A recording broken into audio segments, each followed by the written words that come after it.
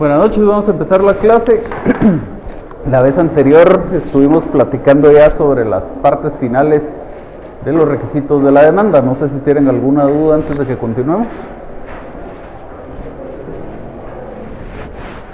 Sí.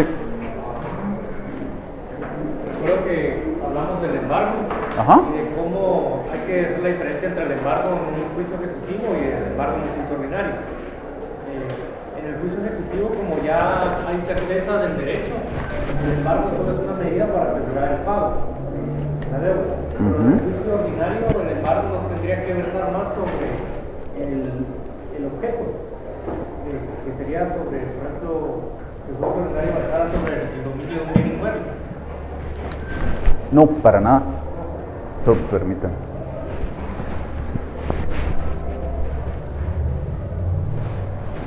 Perdón.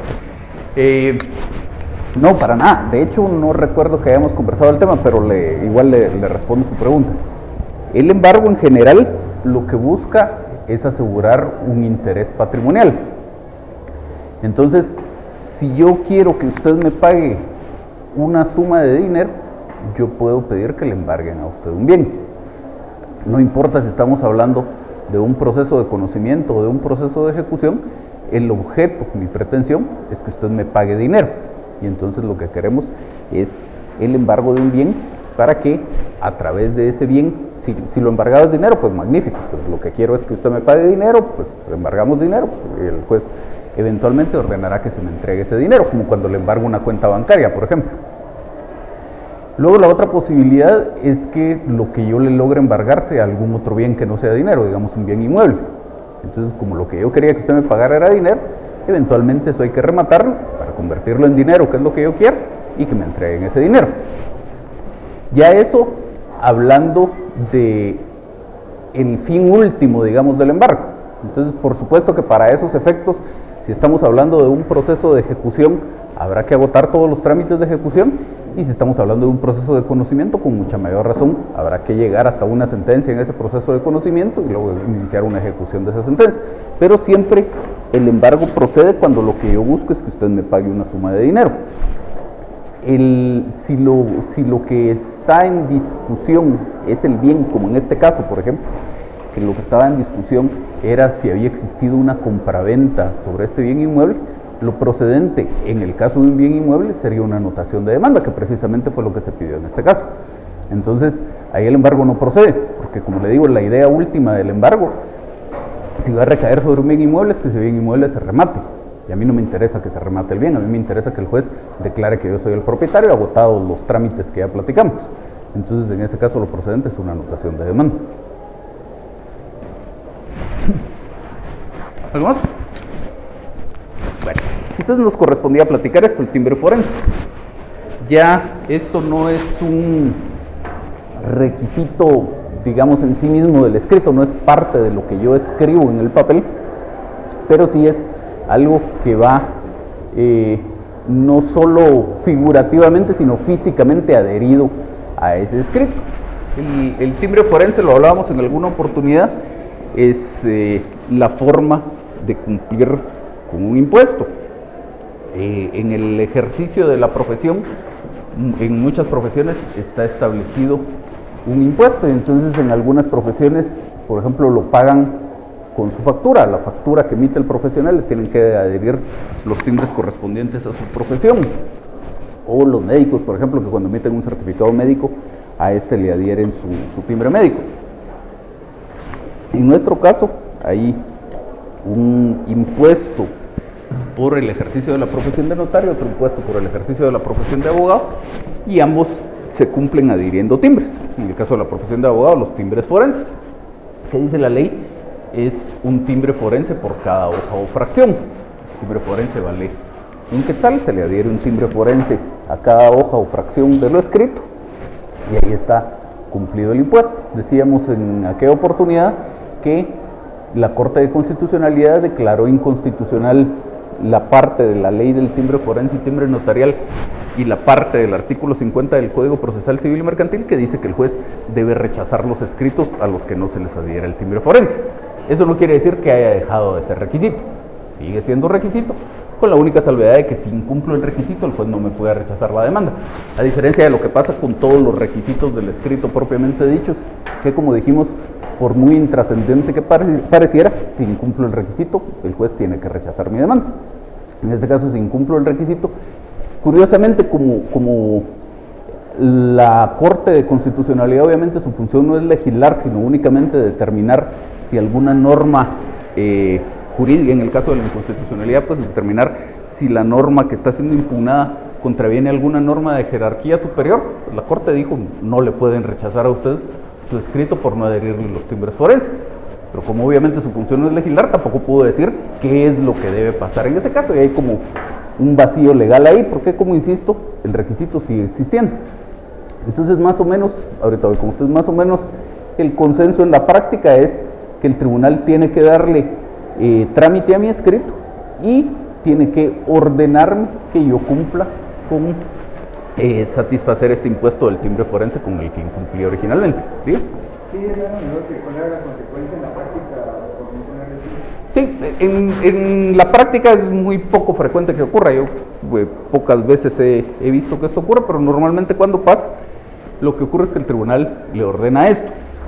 Y entonces ya dependerá del tribunal si usted puede llegar con sus timbres y adherírselos, digamos, al escrito de demanda. Estaba en 10 hojas, adherirle un timbre a cada una de las hojas y se acabó. O puede ser que el tribunal le diga, pues no en la resolución, pues, pero ya para efectos prácticos, que en el tribunal le digan, mire, ya no se nos puede adherir a la demanda, porque entonces ya no queda constancia de por qué le emitimos esta resolución ordenándole adherir los timbres. Entonces presente un escrito, y en ese escrito, en lugar de adherirle solo un timbre forense, le adhiere además los otros 10 que no le adhirió a la demanda. Es cuestión de modalidad, pero siempre la idea es que le ordenen a usted cumplir con el requisito y el proceso sigue adelante. ¿Estamos bien ahí entonces con el timbre forense?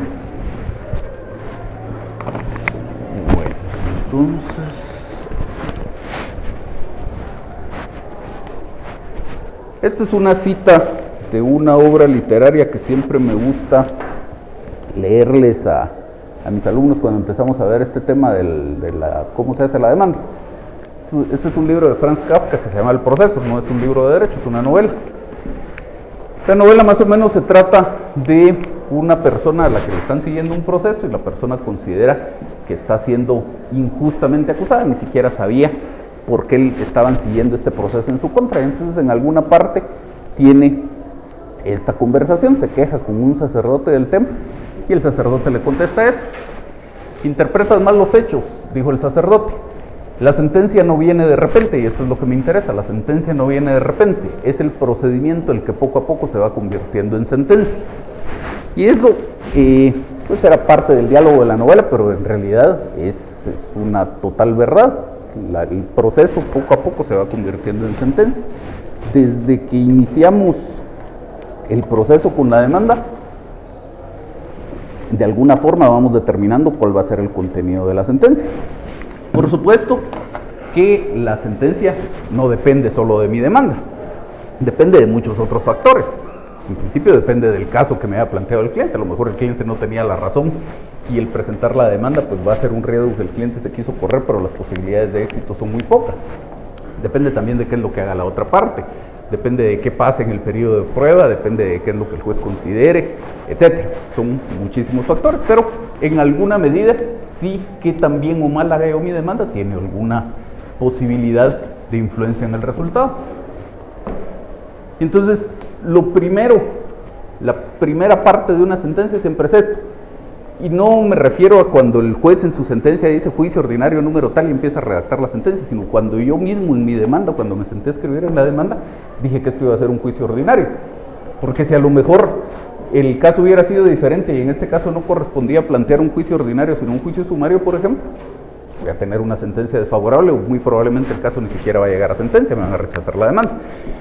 Entonces, sale esto por la importancia de la función del profesional, el verificar el cumplimiento de los requisitos formales para no perjudicar al cliente y no perjudicar el caso por algo que a lo mejor no tenía tanta importancia, y sobre todo el ponerle atención a los temas de fondo para que mi planteamiento sea adecuado y en la medida de lo posible pues tenga más posibilidades de éxito. algún otro par de cuestiones ya más o menos accesorias. Y aquí se plantea la pregunta, ¿sí?, si deberían respetarse algunos márgenes en el memorial, debería respetarse alguna cantidad de líneas y debería tener algún tamaño en particular el papel que yo pudiera usar para mi memorial. Y esto sale porque con alguna frecuencia se ve en la práctica esa duda, y si podría usar solo 25 líneas de cada lado, si uso los dos lados, si solo 50, si uso un lado, etc. En realidad, todas esas consideraciones y todas esas suposiciones de que yo debo cumplir con todos esos requisitos son un puro error. La idea esta del papel con no más de 25 líneas de cada lado, o no más de 50 si se utiliza solo de un lado, está en la ley de timbres fiscales y de papel sellado especial para protocolos. En su artículo 33 dice de las abreviaturas: para la correcta interpretación de esta ley, no de cualquier otra cosa, no son definiciones en general, son para la interpretación de esa ley. Y entonces para la interpretación de esa ley se debe entender, salvo indicación en contrario, que cuando se utilicen las expresiones hoja, se refiere a hoja de papel tipo bond, tamaño carta o oficio, en cualquier actuación con un uso máximo de 25 o 50 renglones o líneas en cada lado, según se utilice uno o ambos lados de la hoja, con su margen izquierdo mínimo de 40 milímetros. Pero es para los efectos de esa ley. ¿Y eso qué quiere decir? Para actos o contratos que estén afectos por esa ley. Y las actuaciones que se realizan en el proceso, ya sean las actuaciones judiciales, es decir, las del tribunal, o las actuaciones de las partes, no están afectas a este impuesto. Por lo tanto, al no estar afectas por ese impuesto, la ley no es aplicable, y al no ser aplicable la ley, nos olvidamos de esta definición, porque como la misma norma lo dice, esta definición está establecida para los efectos de esa ley. Entonces, si a mí se me ocurre escribir mi memorial con 30 renglones en cada página, perfecto, no me pueden rechazar el memorial por esa razón. Al igual que varias cosas que les he ido diciendo ya en el curso, y les seguiré diciendo en otros temas, la idea siempre debería ser: si no hay necesidad, no se ponga usted en la situación de tener que discutir un punto. Entonces, pues nada pierde aplicando eso. Igual la mayoría, ya son muy pocas las personas que no utilizan computadora para redactar sus memoriales. Pues ya apréndase cuáles son los márgenes que le tiene que poner a su hoja de papel y que le quede con estos parámetros, y se acabó, nunca va a tener que discutir el punto. Pero si llegara el momento de tenerlo que discutir, pues sepa usted que no es un requisito y no le pueden rechazar su memorial por no cumplir con esos parámetros. ¿Estamos ahí? Otra cuestión con la que surge duda también en la práctica es si yo en mi memorial puedo usar abreviaturas y puedo usar cifras. Y nuevamente la consideración de que no puedo usar abreviaturas o cifras en los memoriales es un error más o menos difundido en la práctica por no saber leer. ¿De dónde sale esto? El artículo 159 de la Ley del Organismo Judicial dice: en toda clase de actuaciones judiciales se prohíbe hacer uso de abreviaturas y cifras, salvo las citas de leyes. Habla de actuaciones judiciales.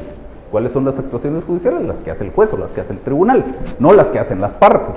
Los memoriales que yo presento no son actuaciones judiciales, por lo tanto no están afectos a esa prohibición. Igual que lo anterior, se puede evitar el uso de abreviaturas y cifras para evitar el tener que discutirlo, pues evítelo. Yo por costumbre no utilizo normalmente abreviaturas o cifras en mi memorial, pero no existe una prohibición. Si usted lo quiere hacer, es perfectamente válido. Pero hay como que explicarlo, ¿no? ¿Cómo que explicar qué, perdón? Por ejemplo, código postal y ahora en adelante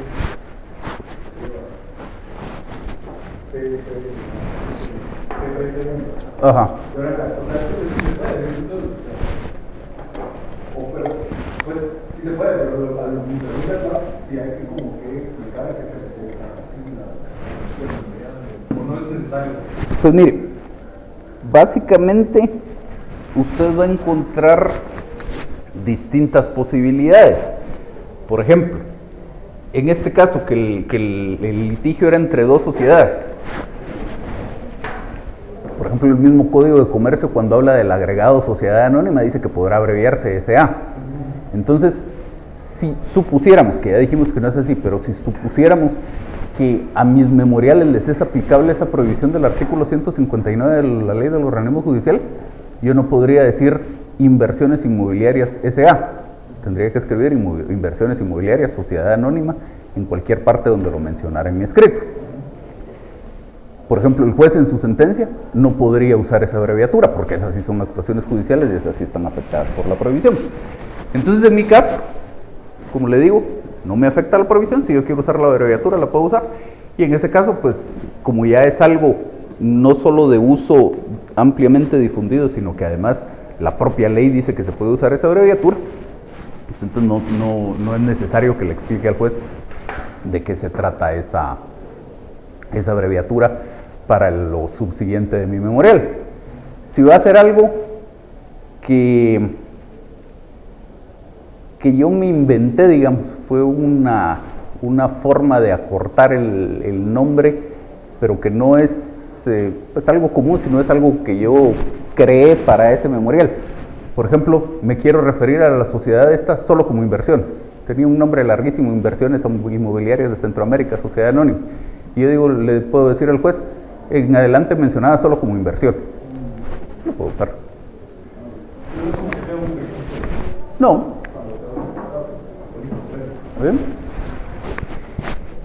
Entonces, otra cosa importante aquí es acompañar los documentos. Ya más o menos platicamos algo en alguna oportunidad. El artículo 107 del Código Procesal Civil y Mercantil dice que el actor debe acompañar a su demanda los documentos en que funde su derecho y que en caso de que no lo haga, no le van a ser recibidos posteriormente, salvo impedimento justificado. Entonces, pues siempre tener el cuidado de acompañar esos documentos, además tener presente que un documento que no es medio de prueba, por lo menos en principio, en la demanda, pero que siempre se acompaña a la demanda, es el título de representación, cuando se está ejercitando alguna representación. Entonces también hay que acompañarlo por lo que indica el artículo 45 del Código.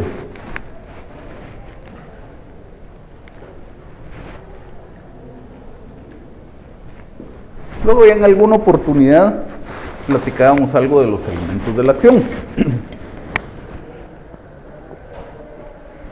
Y decíamos que los elementos de la acción son tres: sujetos, objeto y causa. Y aquí en la demanda, salvo que pasara otra cosa con la actitud procesal del demandado, que hubiera una contrademanda o que hubiera cualquier otra cosa por el estilo, pero en principio en la demanda quedan definidos esos tres elementos. Los sujetos pues van a ser el actor y el demandado, y esos precisamente los identifico en mi demanda. Aquí en la parte esta de los datos de identificación personal, cuando hago referencia a los nombres y apellidos completos del solicitante, ya estoy identificando quién es el actor.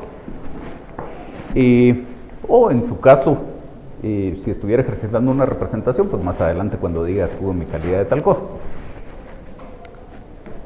Y aquí en el objeto de la comparecencia, cuando hago referencia a los nombres y apellidos del demandado, pues ya identifiqué quién es el demandado, y entonces ya tengo quién es el actor, quién es el demandado, ahí están los sujetos de la acción. El objeto, dijimos que es la pretensión, y esa la encontramos en la petición, específicamente en la petición de fondo, y más específicamente en la parte donde decimos en consecuencia tal cosa. Pido que se declare con lugar mi demanda en consecuencia tal cosa, y esa tal en consecuencia es mi pretensión. En este caso, que se declare la existencia del contrato de compra-venta, las peticiones que formulamos relativas a cuáles eran las estipulaciones principales de ese contrato de compra-venta, las órdenes del juez a las partes para cumplir esas estipulaciones principales del contrato de compra-venta. Todo eso es el objeto de mi acción.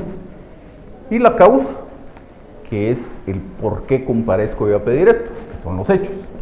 Y aquí en los hechos está contenido este elemento, y entonces ahí ya tenemos en la misma demanda definidos los tres elementos de la acción, como les digo, salvo lo que se pudiera agregar de conformidad con la actitud procesal del demandado.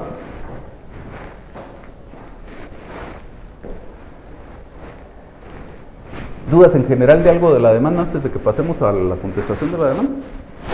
Sí. Por ejemplo, como objeto de la acción, se pueden incluir, por ejemplo, los auxiliares, cargadores, depositarios.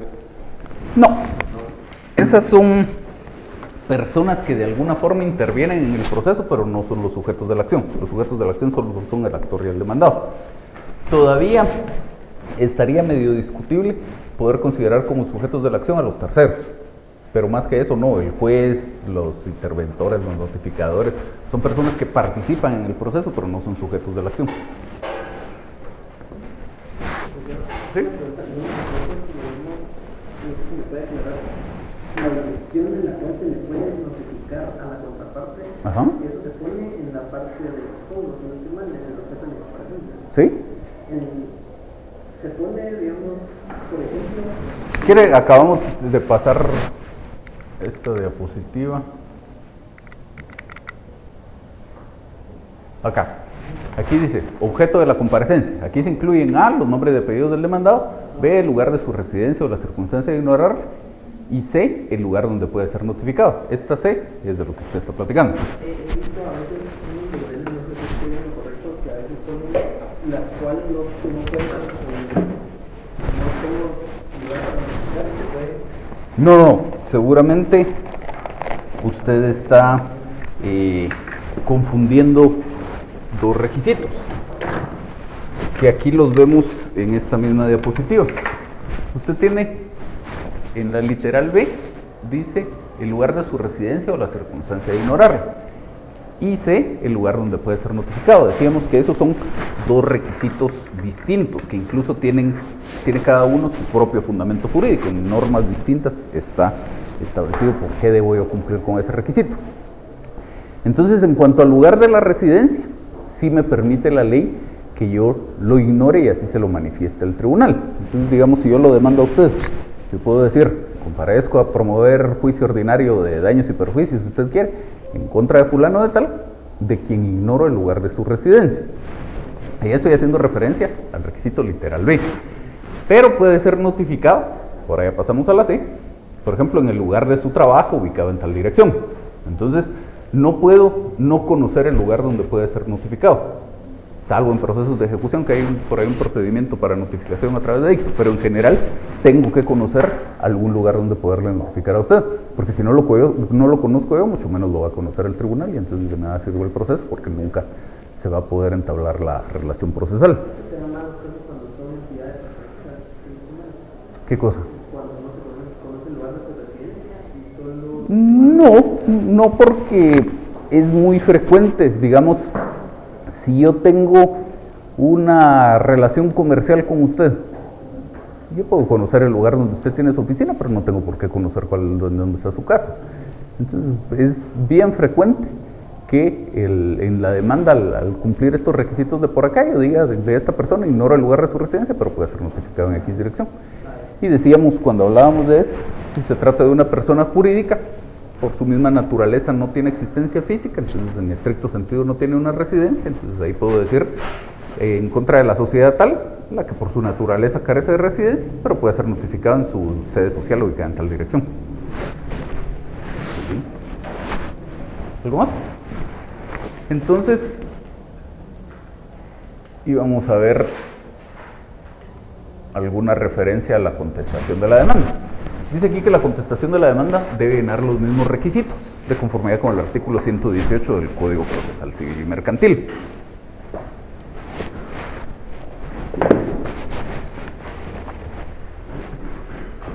La norma establece, la contestación de la demanda deberá llenar los mismos requisitos del escrito de demanda. Si hubiera de acompañarse de documentos, será aplicable lo dispuesto en los artículos 107 y 108.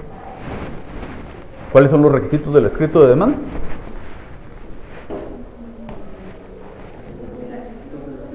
No, los del artículo 106.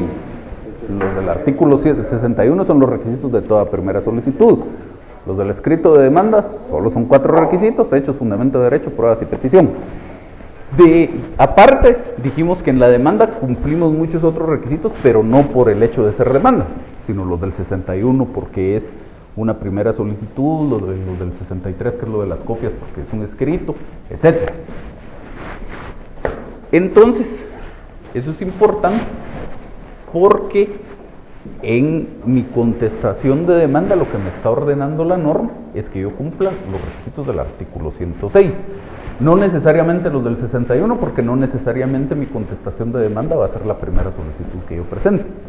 Si yo soy demandado, pude haber presentado antes un memorial interponiendo excepciones previas o planteando algún recurso en contra de la resolución que le dio trámite a la demanda, o pidiendo la fijación de una contragarantía, o pidiendo que se relevante el arraigo con base en la presentación de un mandatario, etc. Entonces, no necesariamente es mi primera solicitud. Si fuera la primera solicitud, pues obviamente debo cumplir con esos requisitos. De lo contrario, pues más o menos es aplicable todo lo que dice el 61, salvo el tema de los datos de identificación personal. Si ya no fuera mi primer escrito, entonces deberíamos tener en cuenta lo que dice el artículo 62. Las demás solicitudes sobre el mismo asunto no es necesario que contengan los datos de identificación personal y de residencia del solicitante, ni de las otras partes, pero deberán ser auxiliadas por el abogado director.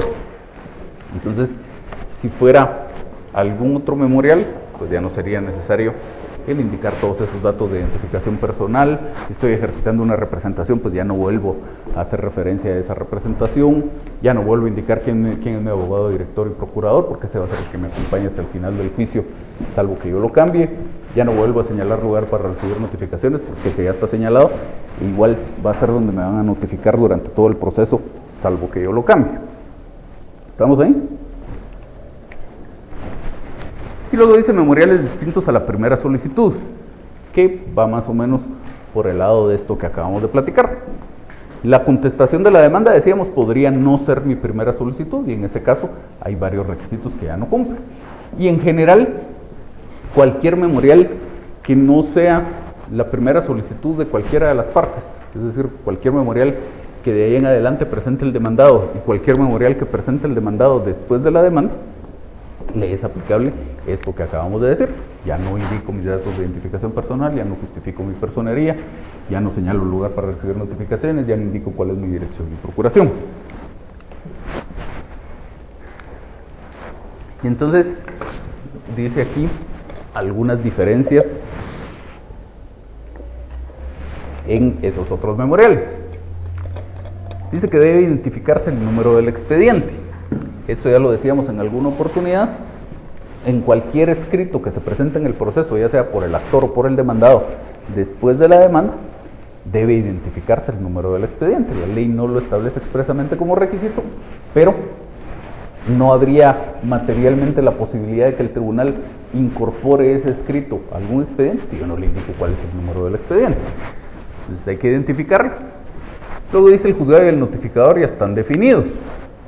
Por el tema aquel de que decíamos que cuando se presenta la demanda, por lo menos aquí en la ciudad capital, la presentamos ante el Centro de Servicios Auxiliares, no sabemos cuál de todos los juzgados va a conocer de mi demanda. Fuera del escrito de demanda, cualquier otro escrito que se presente, ya se definió quién es ese tribunal que va a conocer. Luego dice, no es necesario incluir los datos de identificación personal del solicitante ni de las otras partes, lo que decíamos del artículo 62. No es necesario el apartado de prueba, por ser requisito propio de la demanda. Entonces, yo solo tengo que ofrecer pruebas, que eso ya lo veíamos cuando hablábamos de los requisitos de la demanda. Yo solo tengo que ofrecer pruebas en una de 4 oportunidades. Si es la demanda, si es la contestación de la demanda, si es el memorial a través del cual se está iniciando un incidente, o el memorial a través del cual se está evacuando la audiencia de un incidente, porque en todos esos casos hay un periodo de prueba. Fuera de eso, no es necesario ofrecer pruebas. ¿Qué más? Que aunque se ofrezcan pruebas en algún otro escrito, no existe un fundamento para que las tengan que admitir. Por ejemplo, porque en algún momento consultar. Lo que pasa es que no existe un periodo de prueba. Entonces veamos un ejemplo de algo que no tiene un periodo de prueba.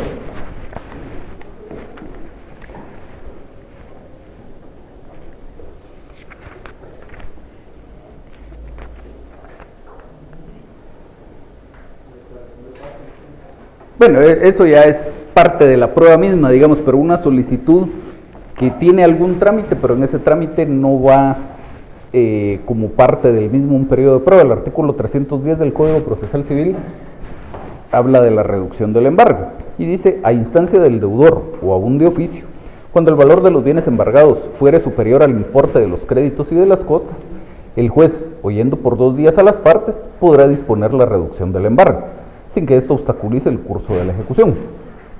Entonces solo dice audiencia por 2 días a las partes y se acabó, el juez resuelve. No hay un periodo de prueba. Por lo tanto, si yo no le acompaño o no le ofrezco pruebas al juez ahí, no me puede decir el juez: le rechazo su solicitud porque no me ofreció pruebas. Si en para esa gestión yo ofreciera, por ejemplo, una declaración de testigos, no me sirve de nada porque no hay un periodo de prueba en el cual se pudiera diligenciar.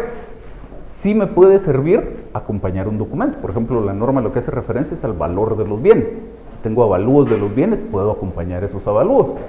Y pues, la forma de que queden identificados en el memorial sería incluirle un apartado de prueba, aunque en ese caso no va a tener un periodo de prueba, le incluyo un apartado de prueba y le digo algo así, un parrafito: aunque en el presente caso no existe un periodo de prueba para la tramitación de esta solicitud, acompaño los siguientes documentos. Y ahí le pongo el listado de qué documentos estoy acompañando, pero fuera de documentos, ningún otro medio de prueba tendría sentido en un caso como este. ¿Alguna otra duda? ¿No? Bueno.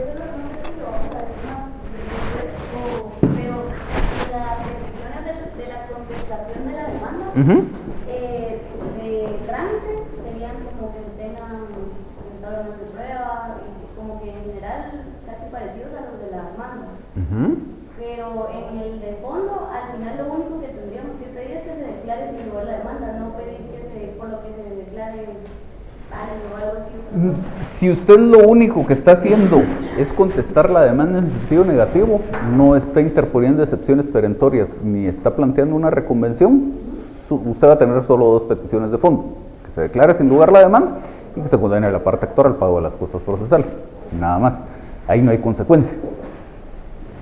Ahora, si ya interpone excepciones perentorias, pues entonces sí tiene que, por ejemplo, tiene que pedir que le declaren con lugar su excepción perentoria, y esa excepción perentoria sí va a tener una consecuencia. Si plantea una reconvención, tiene que pedir que le declaren con lugar su reconvención, y esa reconvención sí va a tener una consecuencia. ¿Nada más? Bueno, pues entonces ahí estamos ya con todo el tema de cómo se hace una demanda. Vamos a ver a continuación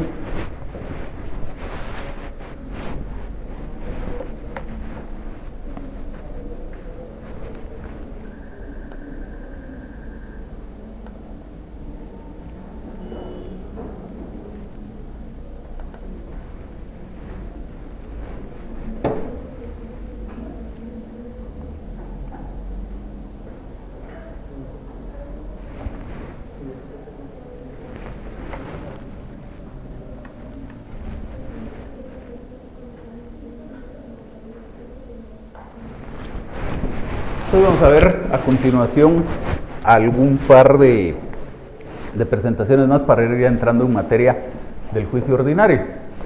Y aquí dice materia del juicio ordinario, es decir, qué asuntos deberían tramitarse a través de la vía del juicio ordinario.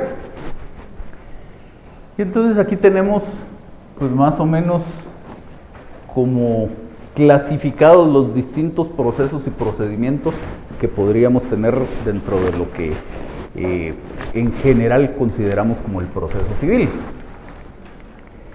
Y entonces dice por aquí que esto lo podríamos dividir en estos 4 grupos. Los procesos de conocimiento, que es de lo que hemos estado hablando, dentro de los cuales está el juicio ordinario.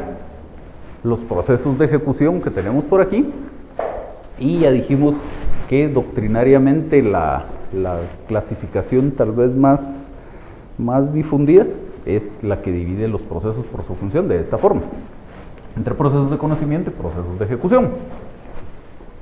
Luego nuestro código también contempla lo que denomina procesos especiales. Salud. Y además de todo esto, hay algunos trámites, algunos procedimientos, algunas actuaciones que se llevan ante el juez que no podemos incluir en ninguna de estas tres categorías y que entonces la podríamos encerrar en esta otra categoría que aquí entre comillas tenemos como otros, es decir, cualquier cosa que se tramite ante juez y que no se pueda incluir en alguna de estas tres.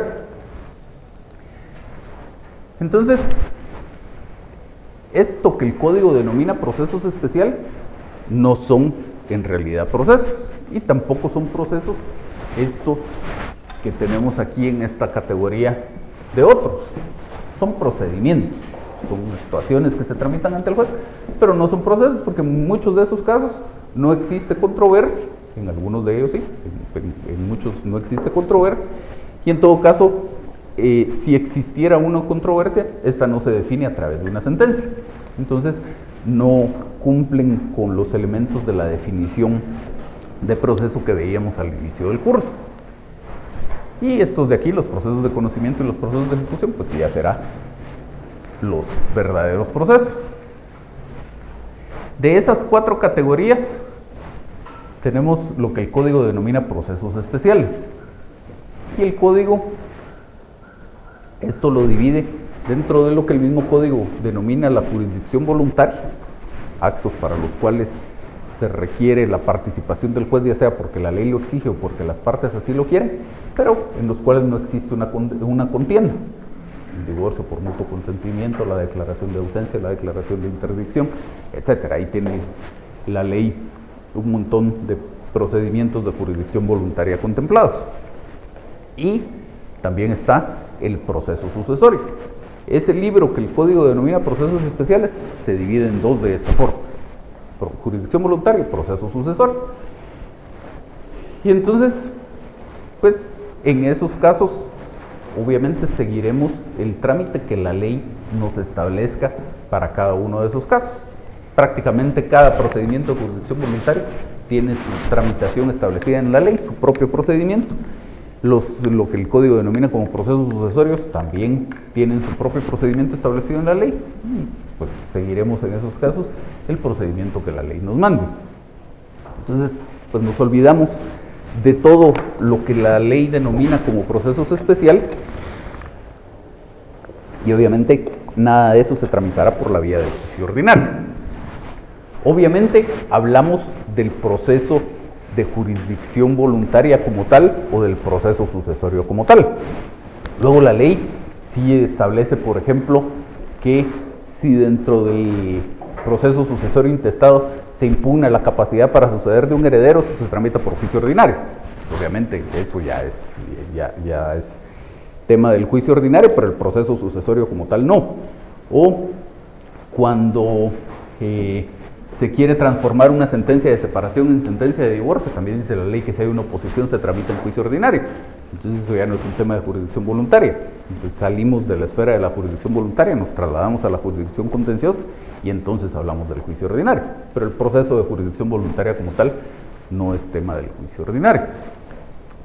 Luego tenemos eso que llamamos aquí para efectos de la presentación, pues no es que la ley en alguna parte utilice esa denominación, que esto que para efectos de la presentación denominamos como otros, que son esos trámites que se llevan a cabo ante el juez, pero que no se pueden incluir en ninguna de esas otras tres categorías. Ejemplos, estos son ejemplos nada más, hay muchos otros casos, pero tal vez los ejemplos más comunes, las diligencias de consignación.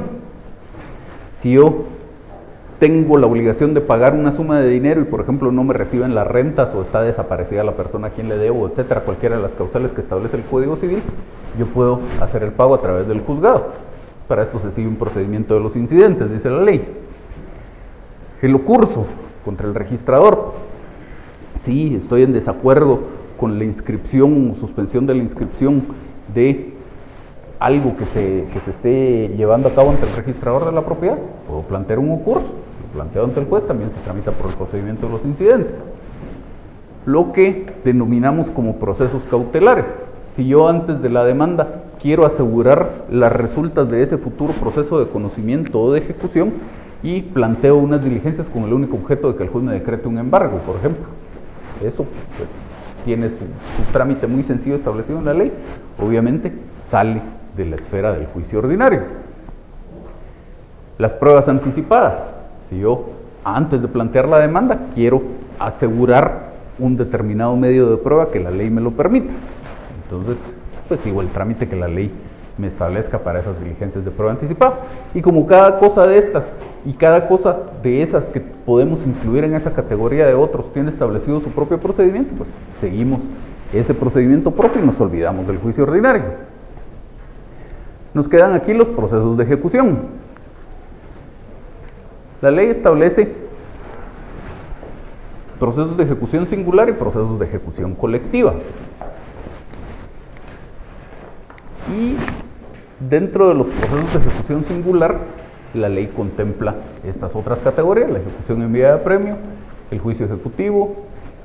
No me interesa que se aprendan toda esta clasificación, esto lo van a ir desarrollando conforme vayamos transitando por este semestre y los próximos dos. Solo me interesa ver cómo vamos descartando posibles asuntos para llegar solo a la pequeña porción del pastel que nos queda para la tramitación por la vía del juicio ordinario. Entonces tenemos la ejecución en vía de apremio, el juicio ejecutivo, las ejecuciones especiales y las ejecuciones de sentencia.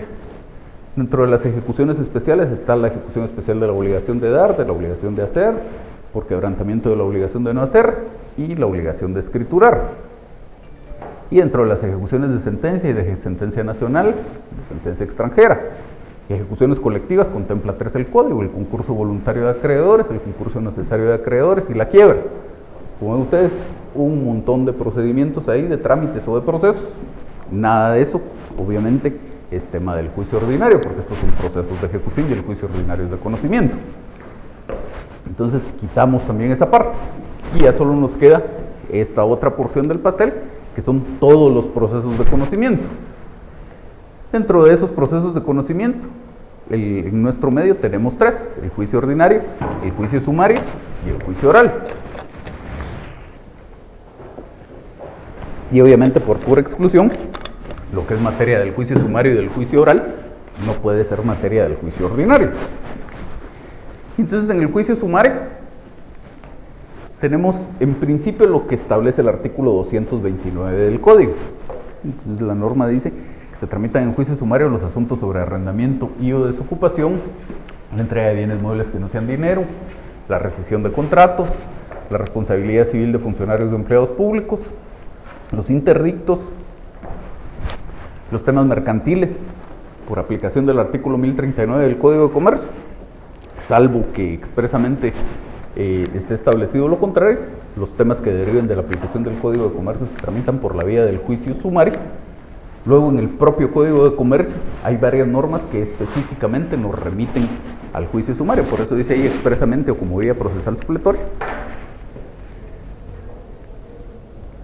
Luego, el Código Procesal Civil y Mercantil también permite que las partes pacten acudir a la vía del juicio sumario, es decir, si es un asunto que correspondía a tramitarse como juicio ordinario o como juicio oral, las partes nos podemos poner de acuerdo. No encontramos la solución para el problema, pero sabemos que esto no queremos que se tramite como juicio ordinario o como juicio oral, queremos que se tramite como juicio sumario. En la práctica no ocurre porque no tiene mucho sentido, pero teóricamente está la posibilidad. Entonces, por convenio de las partes, también podríamos llegar al juicio sumario. Y otras disposiciones de la ley, y por ahí dispersas algunas otras disposiciones de la ley, hasta en el Código Tributario hay por ahí dispersas algunas otras disposiciones en la ley que nos remiten a la vía del juicio sumario. Entonces, obviamente, todos esos temas también los excluimos de la aplicación del juicio ordinario. Entre esas otras disposiciones de la ley, vemos aquí algunos ejemplos: los artículos 413 y 416 del Código Procesal Civil y Mercantil, el artículo 36 del Código Tributario, el artículo 15 de la Ley de Parcelamientos Urbanos, el artículo 16 de la Ley sobre la protección y conservación de los monumentos, objetos arqueológicos, históricos, típicos y artísticos, y el artículo 8 del Decreto 49-72 del Congreso. No nos estamos deteniendo en esto porque esto es materia del próximo semestre. La idea de esta presentación, por lo menos hasta donde vamos, es nada más ilustrar todos los temas que vamos excluyendo porque no son materia del juicio ordinario. Luego tenemos todo lo que se tramita por la vía del juicio oral. Dice el artículo 199 del Código: los asuntos de menor cuantía, los asuntos de ínfima cuantía, los asuntos relativos a la obligación de prestar alimentos, la rendición de cuentas, la división de la cosa común, las diferencias que existan entre los copropietarios en relación a la cosa común, la declaratoria de jactancia, los asuntos de familia. Ya veíamos en alguna clase que el artículo 8 de la Ley de Tribunales de Familia establece que, salvo disposición en contrario, para los asuntos de familia se aplica la vía del juicio oral. Los temas de derecho de autor, según la Ley de Derecho de Autor, las acciones que estén reguladas en la Ley de Propiedad Industrial, también lo establece la Ley de Propiedad Industrial. También, por convenio de las partes, podemos pactar acudir a la vía del juicio oral cuando la vía procesal fuera aplicable fuera la del juicio ordinario o la del juicio sumario. Y otras disposiciones de la ley. Y en otras disposiciones de la ley tenemos este par de ejemplos. Uno de esos dos está derogado, el 826 y el 898 del Código Civil. Uno de esos dos está derogado, creo que es el segundo. Sí, el 898 está derogado, el 826 sigue vigente.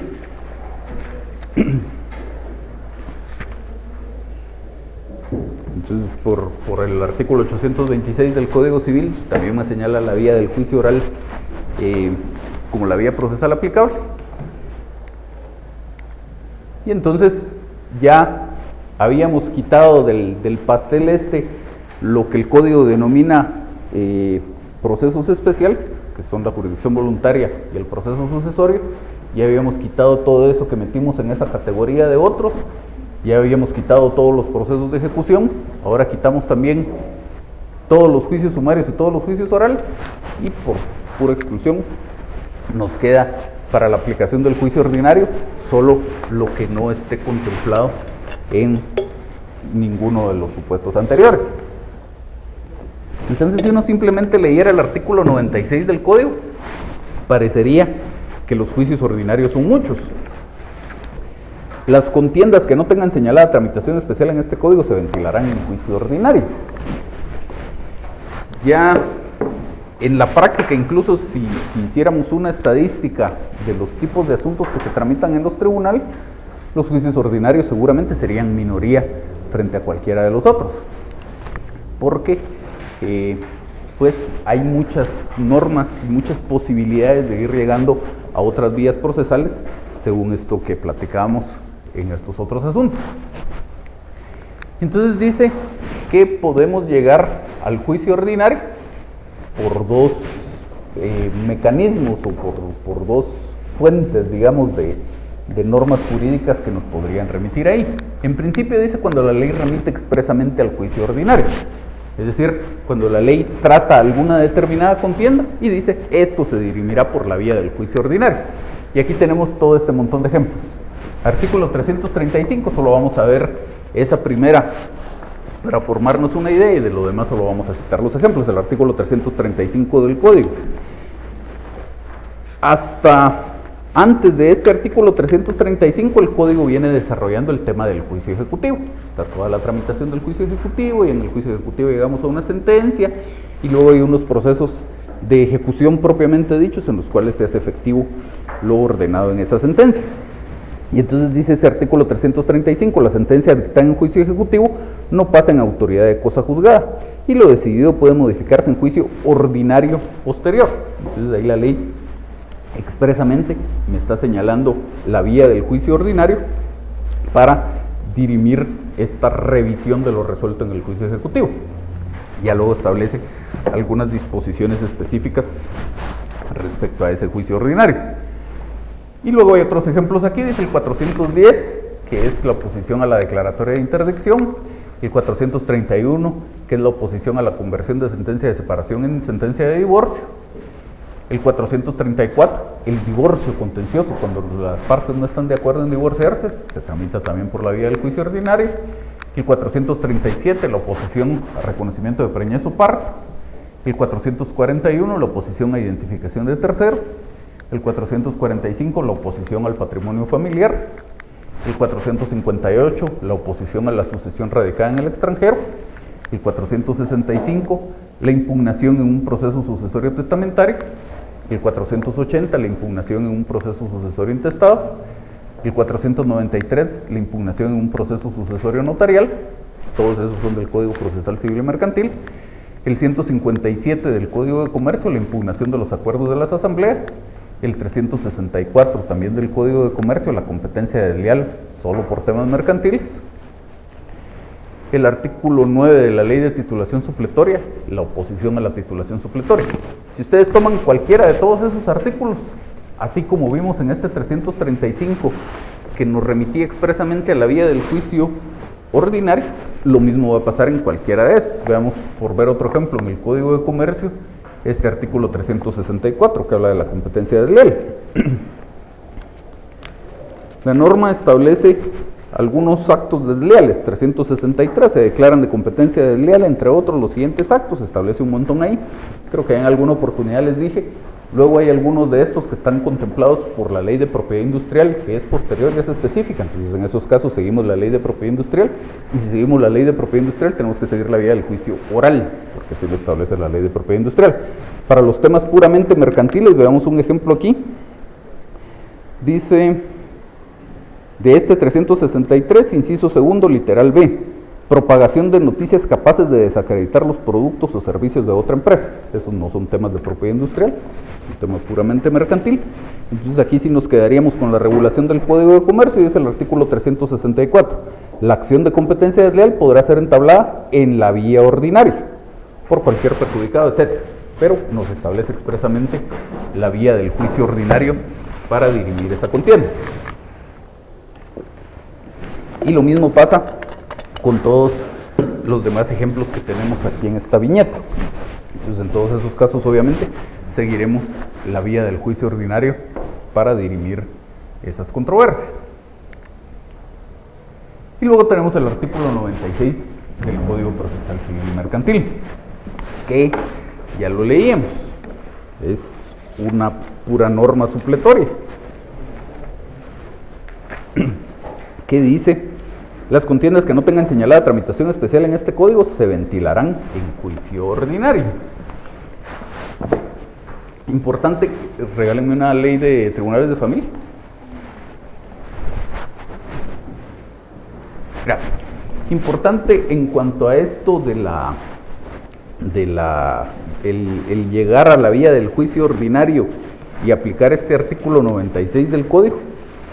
Recordarán que ya dijimos que el artículo 8 de la Ley de Tribunales de Familia me señala en principio la vía del juicio oral para los asuntos de familia. Dicen: las cuestiones sometidas a la jurisdicción privativa de los tribunales de familia rige el procedimiento del juicio oral que se regula en tal parte del Código Procesal Civil y Mercantil. Juicio oral, esa es la regla general. Pero el artículo 9 establece una importante excepción a la regla. Dice: los juicios relativos a reconocimiento de preñez y parto, paternidad y filiación, separación y divorcio, nulidad del matrimonio, declaración y cese de la unión de hecho y patrimonio familiar, se sujetarán a los procedimientos que les corresponden según el Código Procesal Civil y Mercantil. Si vemos esos temas, reconocimiento de preñez y parto es asunto de jurisdicción voluntaria. Obviamente nos olvidamos del juicio ordinario, seguimos el procedimiento de jurisdicción voluntaria que establece el Código. Y luego dice: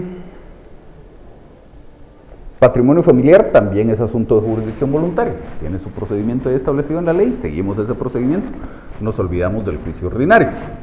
Pero todos los de en medio, paternidad y filiación, separación y divorcio, nulidad del matrimonio, declaración y cese de la unión de hecho, son temas que no tienen tramitación especial establecida en el Código Procesal Civil y Mercantil. Entonces, ¿qué hacemos?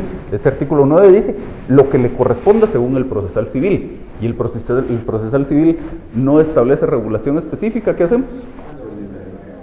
¿Supletoriamente qué? Por el 96, aplicamos el artículo 96 y supletoriamente lo que corresponde entonces es, para todos estos temas, es la vía del juicio ordinario. De estos, el divorcio, ya lo veíamos por aquí en el 434, establece la vía del juicio ordinario. Pero, por ejemplo, la paternidad y filiación, por eso es que los juicios de impugnación de la paternidad o declaración de filiación son temas que se tramitan en juicio ordinario. la declaración de la unión de hecho, por esto es que se tramita en juicio ordinario, el cese de la unión de hecho igual, la nulidad del matrimonio igual, todos esos temas se tramitan en juicio ordinario, siguiendo esta secuencia que acabamos de platicar. Gracias. ¿Dudas hasta aquí? ¿No?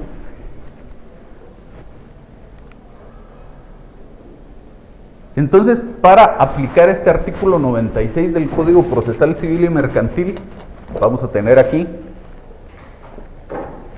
algunas reglas. Obviamente no son reglas que estén específicamente así establecidas en la ley, pero que las inferimos del conjunto de la normativa jurídica. Entonces dice por aquí en casos estrictamente civiles. ¿Por qué? Porque decíamos al inicio del curso, aquí vamos a ver temas de 3 grandes ramas del derecho: asuntos estrictamente civiles, asuntos mercantiles y asuntos de familia. Si son asuntos mercantiles y no tengo vía procesal específicamente señalada, lo que tengo que aplicar es el 1039 del Código de Comercio, y entonces aplico la vía del juicio sumario. Si son asuntos de familia y no tengo vía procesal específicamente señalada, entonces lo que tengo que aplicar es el artículo 8 de la Ley de Tribunales de Familia, y la vía procesal es la del juicio oral. Me quedan los asuntos estrictamente civiles, y entonces en eso sí me queda como vía procesal supletoria la del juicio ordinario según este artículo 96. Y luego, no solo se necesita que sean asuntos estrictamente civiles, sino que además no tengan vía señalada. Si tienen vía señalada, pues aplico la que esté señalada, me olvido del juicio ordinario. Y sean asuntos de valor indeterminado o asuntos de mayor cuantía. ¿Por qué? Porque si estoy en presencia de un asunto estrictamente civil, no es de familia, no es mercantil, es estrictamente civil, no tiene vía procesal específicamente señalada por la materia de la que estamos hablando, pero es de menor cuantía o de ínfima cuantía, lo que me corresponde es aplicar el artículo 199 del Código. Se tramitarán en juicio oral los asuntos de menor cuantía, segundo los asuntos de ínfima cuantía, entonces por exclusión me quedan los de mayor cuantía y los de valor indeterminado, y a esos son a los que les podría aplicar la vía del juicio ordinario. Así, por ejemplo, una demanda de daños y perjuicios. ¿En qué vía procesal tramito los asuntos de daños y perjuicios? Depende. Hay que ver varias cosas. Primero, son daños y perjuicios que deriven de una relación mercantil o que estén establecidos en alguna norma del Código de Comercio. Aplico el artículo 1039 y nos vamos al juicio sumario. Si son un tema civil, ya sé cuánto valen esos, cuál es el monto de esa reclamación que estoy haciendo, o todavía son indeterminados. Si son determinados, ¿cuál es el valor? Si es un asunto de ínfima cuantía, seguiré un juicio oral de ínfima cuantía. Si es un asunto de menor cuantía, sigo un juicio oral. Y ya solo si fuera un asunto de mayor cuantía o de valor indeterminado, podría reclamar esos daños y perjuicios a través de un juicio ordinario. Entonces, no siempre, por ejemplo, la reclamación de daños y perjuicios sería un juicio ordinario, dependería de todas esas consideraciones. Juicios ordinarios más comunes, dice aquí entre comillas, porque ya dijimos que en principio el juicio ordinario no es un juicio común, no es un juicio de amplia aplicación en la práctica. Es mucho más común ver un juicio sumario o un juicio oral que un juicio ordinario. Entonces, pues ya sabiendo que no son tan comunes, de esos que hay, los que veremos con mayor frecuencia en la práctica, hay muchísimos otros, pues las posibilidades son infinitas, porque la ley dice, lo que a usted se le ocurra que pueda hacer una contienda y que no podamos llegar a la aplicación de otra vía procesal por ninguna de las reglas que ya vimos, vamos al juicio ordinario. Por ejemplo, el mismo caso sobre el que basamos la presentación es un caso muy poco común, y que no lo vamos a ver aquí enlistado. Entonces, pero de lo que más se repite en la práctica, como juicio ordinario, la nulidad del negocio jurídico, la nulidad del instrumento público, que son dos temas distintos entre sí. Por instrumento público entenderíamos la escritura pública, el documento como tal, tiene que tener ciertos requisitos, y si no los cumple, se puede pedir la nulidad de esa escritura. Aparte es el acto o contrato que está documentado ahí, que ese es el negocio jurídico, y entonces ese negocio jurídico tiene sus propios requisitos, y podremos pedir, si no los cumple, la nulidad de ese negocio jurídico, de tal manera que en un caso práctico podría ser nulo el negocio jurídico, pero no el instrumento público, o a la inversa, podría ser nulo el instrumento público, pero no el negocio jurídico, o también podría ser que sean nulas las dos cosas. Daños y perjuicios, siempre teniendo presente lo que les decía, que sean de valor indeterminado o que sean de mayor cuantía y que sean civiles. La reivindicación de la propiedad, la revisión del juicio ejecutivo, que era lo que ya veíamos en este artículo 335 del Código, el divorcio cuando es contencioso, si es por mutuo consentimiento es un procedimiento de jurisdicción voluntaria, la declaratoria de filiación, la impugnación de la paternidad y la declaración de unión de hecho. Esos son, entre comillas, los más comunes. Tal vez el de divorcio sí es bastante común, pero fuera de eso, pues hay algunos en la práctica, no son demasiados, pero sí van a ver ustedes algunos casos de eso. Como les digo, no son los únicos que hay, las posibilidades son infinitas, pero estos son como los que con mayor frecuencia podríamos encontrar. ¿Dudas hasta aquí, antes de que sigamos? Sí. Entonces, digamos, si en el caso de la nulidad del negocio jurídico y del instrumento público, si yo, digamos, adolece el negocio jurídico, está viciado, y el instrumento público en el cual se tituló, digamos así, también, Ajá. entonces yo demando a través del juicio ordinario y puedo denominarlo de dos formas, del instrumento público. Sí, podría ser juicio ordinario de nulidad absoluta del negocio jurídico y del instrumento público. Porque si usted pide solo una de las dos, se vamos a discutir en el proceso solo una de las dos. Y entonces, por ejemplo, no tendría mucho sentido pedir, si no es un acto o contrato solemne, por ejemplo un contrato de compraventa, que es consensual, basta el consentimiento de las partes y ya existe el contrato. Entonces, pues la nulidad del instrumento público en ese caso es de importancia secundaria, digamos, porque aunque el instrumento público sea nulo, el negocio jurídico como tal seguiría existiendo y entonces se pueden compeler las partes al otorgamiento de la escritura pública. Ahora, si también tengo materia para demandar la nulidad del negocio jurídico, pues demando las dos y entonces ya no existe ni el negocio jurídico ni el instrumento público y se acabó.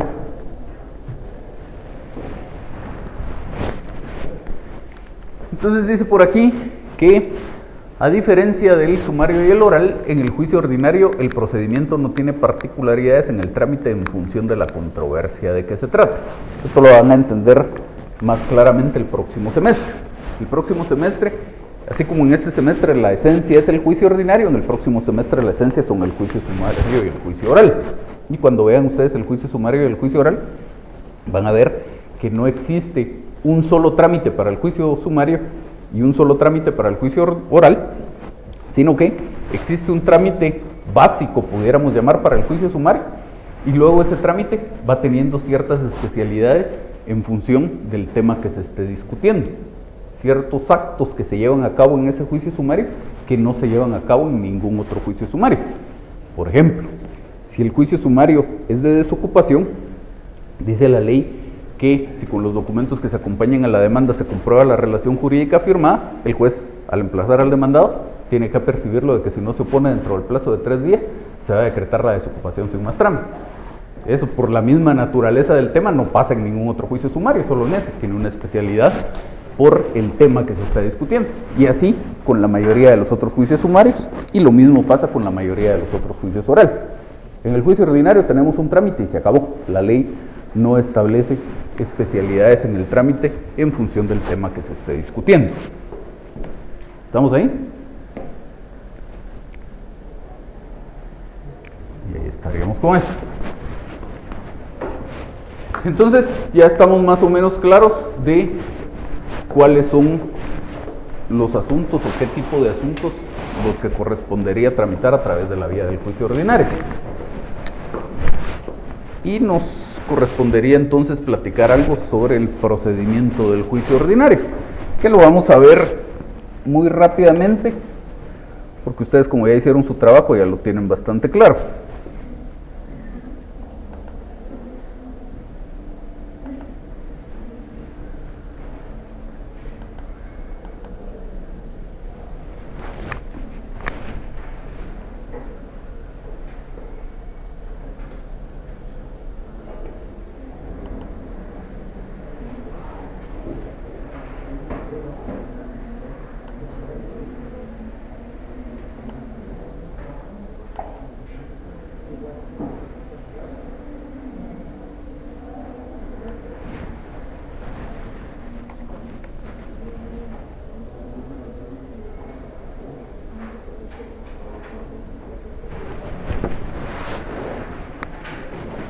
Entonces vamos a ver por aquí una presentación del esquema del juicio ordinario. Vamos a partir del supuesto de que ustedes hicieron su trabajo y que ya tienen claro el trámite del juicio ordinario y que esto que vamos a platicar es más o menos un repaso nada más. Por supuesto, si hay dudas en el camino me van diciendo.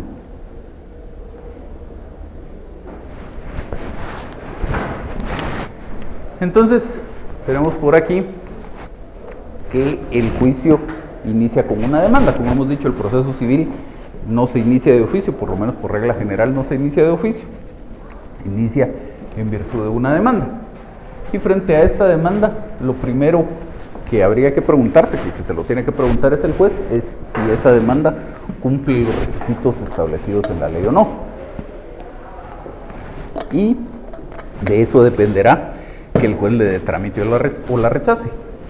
Si no cumple los requisitos, el juez está en la obligación de rechazar esa demanda. Ya lo veíamos, el artículo 109 del Código dice que los jueces repelerán las demandas en las que no se cumplen los requisitos legales, expresando los defectos que hayan encontrado. Y es importante recalcar que, aunque sea un tema puramente formal y un tema sin importancia, si la ley establece el requisito y yo no lo cumplo, igual me van a rechazar la demanda. De la misma forma que si, por ejemplo, no hubiera ofrecido pruebas o no tuviera petición. Para esos efectos es igual de importante cualquiera de todos los requisitos. Y luego, si los requisitos sí están cumplidos, entonces el juez debe emitir una resolución admitiendo para su trámite esa demanda. Lo siguiente que va a existir en el proceso es el emplazamiento al demandado. Diciendo que estamos hablando de un juicio ordinario, ese emplazamiento es por 9 días. Y dice por acá que el demandado puede tomar cualquiera de las actitudes procesales que la ley le permite. El emplazamiento, en principio, por naturaleza, es un plazo que se le fija al demandado para que conteste la demanda. Un emplazamiento entendido en sentido amplio es la fijación de cualquier plazo para hacer algo. Siempre que a mí me fijan un plazo, me están emplazando. En sentido estricto entendemos como emplazamiento ese plazo que se me fija para contestar la demanda, que en este caso es de 9 días. Yo puedo hacer otras cosas distintas a contestar la demanda, pero por su naturaleza el plazo de 9 días es para contestar la demanda, que es lo que tratamos de reflejar aquí. La naturaleza del plazo es para la contestación de la demanda. Puedo hacer otras cosas, pero el plazo en principio es para contestar la demanda. Dentro de los primeros 6 días del emplazamiento, dice la ley que puedo interponer excepciones previas. Ya más adelante en el curso vamos a platicar algo sobre las excepciones previas y sobre todo sobre las excepciones previas en particular, de qué se trata cada una de las que contempla el Código. Más o menos la idea, según la doctrina, sería depurar el proceso, es decir, establecer algunos aspectos que impiden que la relación procesal se constituya válidamente. Entonces es necesario discutir estos aspectos sin tramitar la totalidad del proceso. Y para esos efectos, dice la ley que tengo únicamente 6 días, los primeros 6 días de ese emplazamiento. En esos primeros 6 días puedo yo interponer excepciones previas. Y luego tenemos aquí las otras posibles actitudes procesales, ya las vamos a ir mencionando una por una, pero esas otras vamos viendo qué pasa en los 9 días. Para la que tenemos limitado el tiempo, o más reducido el tiempo, es para la de las excepciones previas, que son solo 6 días, ¿sí?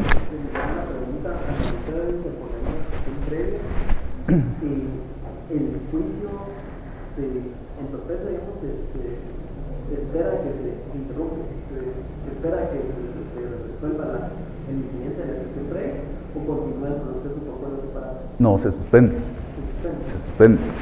Lo que pasa es que ahí, viendo lo que la pregunta de su compañero, para responder adecuadamente esa pregunta, tendríamos que tener en cuenta que el código, la ley del organismo judicial, perdón, implícitamente establece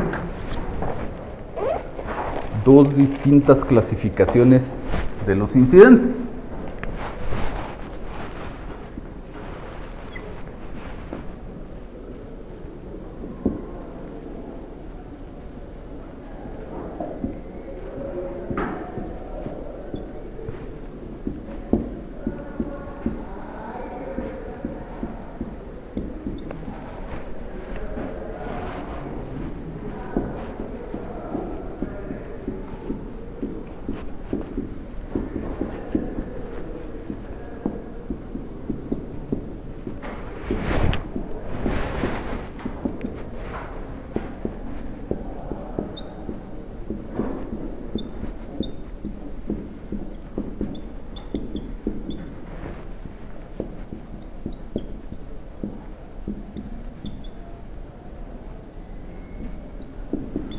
Entonces decíamos, tendríamos dos diferentes clasificaciones de los incidentes. Por este lado dice que tenemos incidentes que se refieren a cuestiones de hecho y tenemos incidentes que no se refieren a cuestiones de hecho, o dicho de otra forma, incidentes que se refieren solo a cuestiones de derecho. Dependiendo de esto, dice la ley que cuando el incidente se refiere a cuestiones de hecho,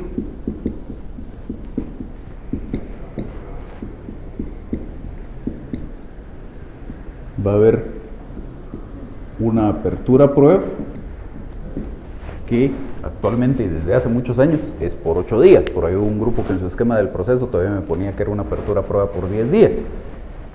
Creo que sí, hace ya más de 10 años, casi 15 años que se hizo esa reforma al código, y el periodo de prueba de incidentes por 8 días. Entonces, cuando el incidente se refiere a cuestiones de hechos, se abre a prueba por 8 días, y cuando se refiere solo a cuestiones de derecho, o dicho de otra manera, no se refiere a cuestiones de hecho, no hay periodo de prueba.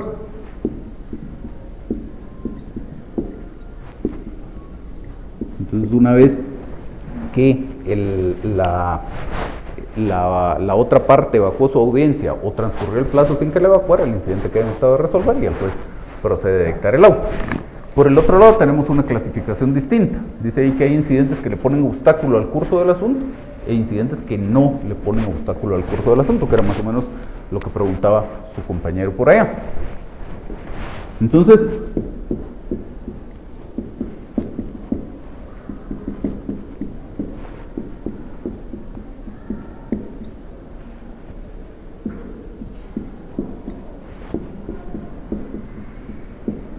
los asuntos que le ponen obstáculo al curso del asunto se tramitan en la pieza principal y eso quiere decir que el proceso se suspende. Y en un momento regreso a explicarles eso.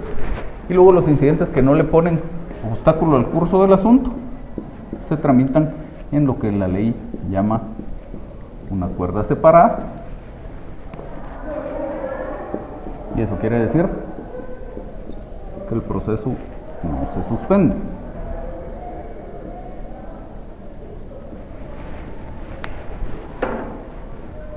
Entonces, ¿qué quiere decir eso de que el asunto le ponga o no obstáculos al curso del asunto? Más o menos da una explicación la ley del organismo judicial. Y entonces dice, el artículo 136, los incidentes que pongan obstáculos al curso del asunto se sustanciarán en la misma pieza de autos, quedando estos mientras tanto en suspenso. Impide el curso del asunto todo incidente sin cuya previa resolución es absolutamente imposible de hecho o de derecho continuar sustanciándolo. En todo caso, el tribunal deberá calificar la naturaleza del incidente al darle trámite. Y luego el 137 habla de lo que tenemos aquí en esta literal B. Los que no pongan obstáculo a la prosecución del asunto se sustanciarán en pieza separada, que se formará con los escritos y documentos que señale el juez. Entonces, ¿qué quiere decir esto? El proceso como tal es, por definición, una serie de ordenada de actos que se llevan a cabo con el objeto de que el juez en sentencia dirima una determinada controversia que ha sido sometida a su conocimiento. Entonces, hay ciertos temas que su discusión en el proceso impide que continuemos esa serie ordenada de actos para llegar hasta la sentencia. Ejemplo típico de esto son las excepciones previas. ¿Por qué? Una excepción previa de las más comunes, la de demanda defectuosa. Si todavía estamos discutiendo si en la demanda fueron cumplidos todos los requisitos establecidos en la ley, no podríamos continuar con la contestación de la demanda, la recepción de las pruebas y la sentencia, y luego resulta que a lo mejor efectivamente se había incumplido un requisito y tenemos que regresar a hacer otra vez. Entonces, en esos casos, la ley no establece, salvo algunos supuestos muy específicos, la ley no establece cuando dice que un asunto se tramita por el procedimiento de los incidentes, no establece si ese incidente le pone obstáculo al curso del asunto o no. Como dice aquí la ley del organismo judicial, es el juez el que debe hacer esa calificación. Pero uno de los ejemplos donde de manera más obvia vemos que sí le pone obstáculo al curso del asunto es en el tema de las excepciones previas. Entonces, cuando yo interpongo una excepción previa, el incidente caería en esta categoría. Entonces, ese incidente le pone obstáculo al curso del asunto, no se puede continuar tramitando el proceso en tanto no esté definido el tema de la excepción previa. Ya una vez si me la declaran sin lugar, continuará el emplazamiento y me corresponderá contestar la demanda. Si la declaran con lugar, pues hasta ahí llegamos, ya lo vamos a ver aquí en la presentación en un momento. Y luego están los incidentes que no le ponen obstáculo al curso del asunto. No importa, es un tema accesorio que surgió, pero no afecta la tramitación del asunto. Un ejemplo típico de esto, veamos el artículo 535, creo que es 533 del Código Procesal Civil y Mercantil. Aquí la ley está hablando de las medidas precautorias y entonces dice: en cualquier caso en que proceda una medida cautelar, salvo lo dispuesto en el artículo 524 para el arraigo, el demandado tiene derecho a constituir garantía suficiente a juicio del juez que cubra la demanda, intereses y costas para evitar la medida precautoria o para obtener su inmediato levantamiento. La petición se tramitará en forma de incidente. La garantía podrá consistir en hipoteca, prenda o fianza, y una vez formalizada la garantía, la medida precautoria dictada se levantará. Entonces, ¿de qué está tratando aquí la ley? Aquí lo que la ley dice es: yo soy el demandado, y el juez decretó un embargo en mi contra. Y yo comparezco mediante este incidente y le digo: señor juez, yo no quiero ese embargo me afecta. Entonces mejor dígame usted por qué monto quiere que yo constituya una garantía, y entonces usted me levanta el embargo. El juez me dirá: bueno, constituya la garantía por 1.000.000 de quetzales, tomando en cuenta el monto del asunto, etc. 1.000.000 de quetzales. Yo voy a una fianzadora, compro una póliza de fianza y le presento al juez: señor juez, aquí está la póliza de fianza por 1.000.000 de quetzales a favor del demandante. Entonces el juez, bueno, se levanta la medida. Eso se tramita por el procedimiento de los incidentes. Eso de ninguna manera afecta el curso del asunto. Perfectamente podemos estar tramitando el proceso mientras se discute cuál va a ser el monto de esa contragarantía, etc. Entonces estaríamos en esta categoría de aquí. El asunto se tramita en lo que se denomina una cuerda separada. ¿Y eso qué quiere decir? Tengo aquí el expediente principal del proceso, que empieza con la demanda, los documentos adjuntos, la resolución que le dio trámite, las actas de notificación, etc. Esa es la pieza principal. Y luego se forma otra pieza que va a estar, incluso físicamente las amarran para que no se pierda, pero se forma otra pieza en donde va a estar el memorial donde se promueve la contragarantía, la resolución del juez que le dio trámite, la evacuación de la audiencia por la otra parte, las pruebas relativas a ese incidente, el auto en el que el juez resolvió ese incidente, la póliza de fianza que yo presenté, etc. Va a estar separado para no estarlo mezclando con el tema principal y que no esté afectando el desarrollo del proceso. Entonces eso es la respuesta al planteamiento que tenía aquí su compañero. Y cualquiera de estos dos podría referirse a temas de hecho o a temas de puro derecho, y según eso se abrirá a prueba o no. ¿Estamos ahí?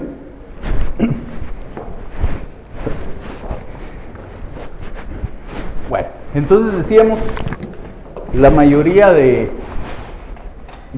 esas posibles actitudes procesales se definirán en los 9 días. Para la que tengo más reducido el plazo es para las excepciones previas, que solo tengo 6, hablando del juicio ordinario. Ya en otro tipo de procesos funciona distinto. Este esquema y estos plazos son solo para el juicio ordinario. Entonces las excepciones previas dice aquí que se tramitan por el procedimiento de los incidentes. Vamos a tener el memorial en que se promueve, este es el trámite general de cualquier incidente, el memorial en que se promueve el incidente, en este caso es el memorial de interposición de excepciones previas. Hay una audiencia a la otra parte por 2 días. Y dice, la primera posibilidad es que el incidente se refiera a cuestiones de hecho, que es lo que veíamos aquí. Si el incidente se refiere a cuestiones de hecho, va a haber una apertura a prueba por 8 días. Y si el incidente no se refiere a cuestiones de hecho, ya el proceso queda en estado, el incidente, perdón, queda en estado de resolver, y en los 3 días siguientes el juez tiene que dictar su auto.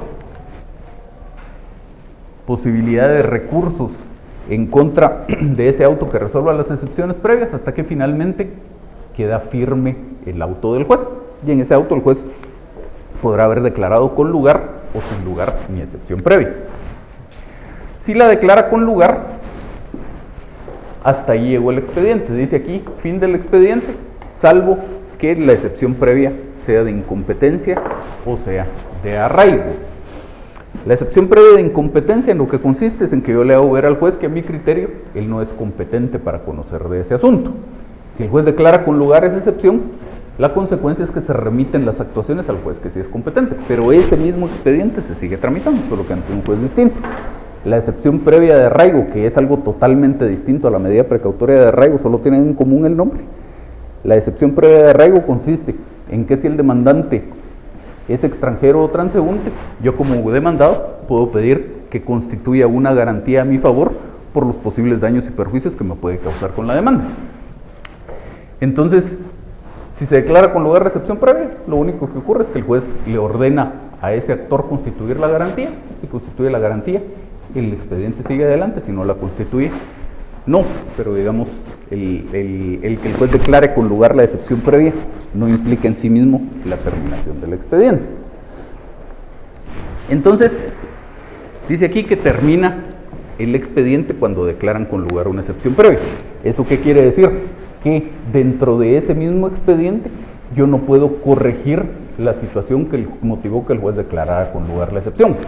Así, por ejemplo, si es una excepción previa de demanda defectuosa, porque yo no ofrecí pruebas, no puedo presentar un memorial que para subsanar el defecto de mi demanda aquí le ofrezco las pruebas. Rechazada, tengo que redactar otra vez mi demanda o volverla a imprimir, pues la tendré grabada en la computadora, le incluyo el apartado de pruebas, la vuelvo a imprimir, la vuelvo a presentar, le van a asignar un número de expediente distinto, le van a asignar un juez distinto o el mismo si corresponde por el sorteo, y se formará un nuevo expediente. En ese mismo no lo puedo corregir. Lo mismo con cualquier otra. Si es una de falta de personería porque mi nombramiento estaba vencido, pues voy, tramito un nombramiento nuevo, presento una nueva demanda, nuevamente otro expediente, otro juez, pero en el mismo expediente el tema no se puede corregir. Hacemos aquí la salvedad de que lo que termina es el expediente, no el proceso, porque hay una importante diferencia que en este momento tal vez no parezca tan relevante, pero mucho más adelante, cuando lleguemos al recurso de casación, el recurso de casación, dice el artículo 620 del Código,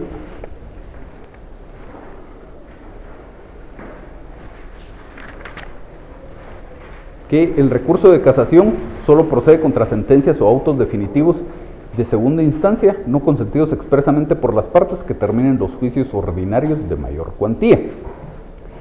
Ya vamos a ver cuando tratemos del recurso de casación que no es solo en temas de juicios ordinarios, hay algunos juicios sumarios donde procede y no es solo en asuntos de mayor cuantía, también en asuntos de valor indeterminado.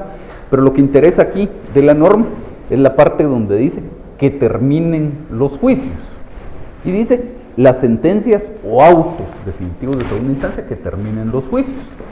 Y entonces la Corte Suprema de Justicia, analizando el tema, sobre todo cuando es un auto de segunda instancia a través del cual se resolvió en definitivo una excepción previa, la Corte Suprema de Justicia sí hace una separación entre cuando una excepción le pone fin al proceso o solo le pone fin al expediente, porque el tema se puede corregir y presentar nuevamente la demanda. Entonces, si es por ejemplo una excepción previa de demanda defectuosa, como decíamos, yo no le puse un apartado de pruebas, simplemente corrijo el tema, le incluyo un apartado de pruebas, la vuelvo a presentar y se tramita el proceso, se acabó. eso no tiene efectos en cuanto al fondo del asunto. Entonces ha dicho la Corte Suprema de Justicia, ya lo vamos a ver más adelante cuando veamos alguna clasificación de las excepciones, dentro de esas que la ley denomina excepciones previas, hay 4 que la doctrina denomina excepciones mixtas, que dice se interponen como excepciones previas, pero tienen efectos de perentorias, tienen efectos en cuanto al fondo del asunto, que son la de caducidad, la de prescripción, la de cosa juzgada y la de transacción. Esas tienen efectos en cuanto al fondo del asunto. Y entonces, esas sí terminan el juicio. De tal manera que si yo tengo un auto definitivo de segunda instancia que declara con lugar, por ejemplo, una excepción previa de prescripción, ahí puedo acudir a la casación. Si fuera un auto definitivo de segunda instancia que declara con lugar una excepción previa de falta de personería, no puedo acudir a la casación. Entonces, por eso es que hacemos aquí la salvedad de que la regla general es que termina el expediente. Para efectos en este momento de el esquema del juicio ordinario, sobre todo lo que nos interesa remarcar es que dentro del mismo expediente no se puede corregir el asunto. Lo corrijo, presento otra vez la demanda y se forma un nuevo expediente. ¿Estamos hasta ahí?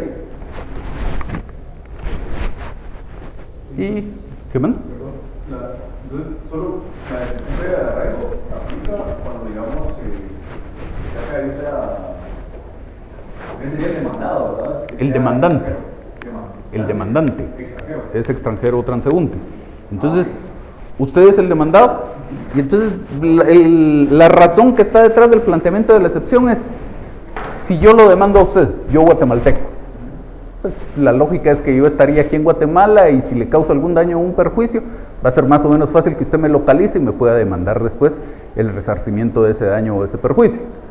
Pero si yo fuera extranjero o transeúnte, va a ser mucho más complicado que usted me haga la reclamación después. Entonces lo que está estableciendo ahí la ley es una posibilidad de que si yo soy extranjero o transeúnte, usted me pueda pedir que constituya yo una garantía por esos posibles daños y perjuicios que le podría causar a usted con este proceso, en caso de que esta demanda que yo planteé en su contra fuera declarada sin lugar. Sí, como para las cosas procesales, como para Las cuotas y los daños y perjuicios. Muy bien. ¿Sí? Entonces las excepciones mixtas son las únicas que dan fin al proceso. Sí. Que las mixtas son esas 4: caducidad, prescripción, cosa juzgada y transacción. No son las que dice el código que se pueden interponer en cualquier estado del proceso, son solo esas 4. Entonces la otra posibilidad es que finalmente lleguemos, y ya con esto nos despedimos, que lleguemos a un auto firme en el que se declare sin lugar mi excepción previa. Entonces, si se declara sin lugar mi excepción previa, como estamos en esta categoría de allá, es un incidente que le pone obstáculo al curso del asunto, por lo tanto el proceso principal quedó en suspenso. Si finalmente se declara sin lugar mi excepción previa, dice aquí que sigue corriendo el emplazamiento, que recordarán ustedes que el emplazamiento era por 9 días y las excepciones previas se pueden interponer solo en los primeros 6. Entonces, declarada sin lugar mi excepción previa, sigue corriendo el emplazamiento y yo tendré el resto de mi emplazamiento para poder contestar la demanda, o no contestarle que se siga el juicio de mi rebeldía para ver cualquiera de las otras actitudes procesales. Esto ya lo vemos la próxima clase. ¿Dudas hasta aquí? ¿No? Lo dejamos por ahí, los veo la próxima clase. Solo se recuerdan, por favor, que la próxima clase me tienen que entregar su trabajo. ¿Usted quería decir algo? Momentos completar para plantear las elecciones mixtas. Las mixtas. Lo que pasa es que, en principio, que eso ya lo tenemos que platicar un poco más despacio en la próxima clase, pero para que no se vaya con la duda. Para todas las excepciones previas, usted tiene en principio un plazo de 6 días para su interposición, los primeros 6 días del emplazamiento, incluyendo esas 4. Luego el artículo 120 del código dice, sin embargo, en cualquier estado del proceso, el demandado podrá interponer las siguientes, y tiene un listado, que no son todas las previas, son solo algunas, y dentro de esas están incluidas esas 4, entonces dice la ley que se pueden interponer en cualquier estado del proceso. Luego viene ahí una discusión interesante respecto a si yo la podría interponer en cualquier estado del proceso solo porque así lo quise o necesito tener una excusa válida, pero eso ya lo platicamos más despacio en la próxima clase. Bueno, los veo el jueves entonces, gracias.